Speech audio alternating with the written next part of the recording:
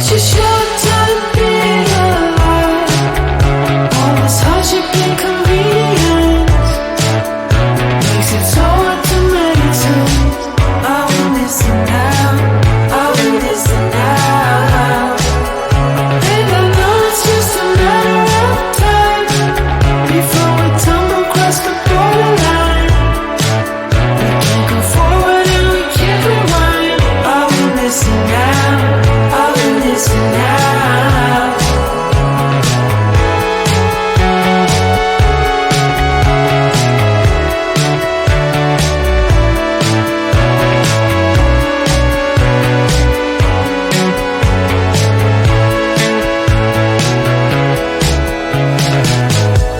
Just close your eyes.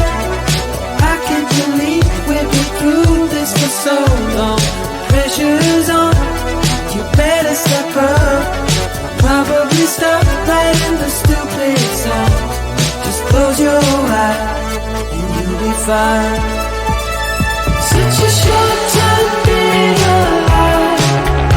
All this hardship and convenience makes it so hard to make sense.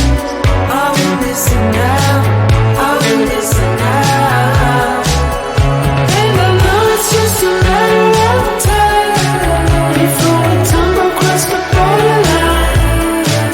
We can't go forward and we can't rewind. I want this and now, I want this and now.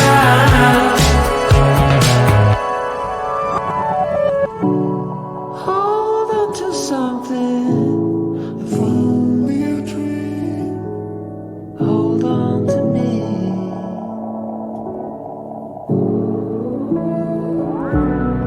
Better than nothing, how it really may seem.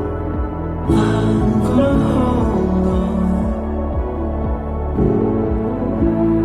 hold on to you.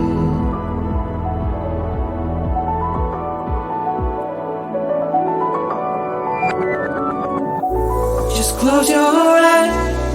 I can't believe we've been through this for so long. Pressure's on, you better step up. Probably stop playing the stupid song.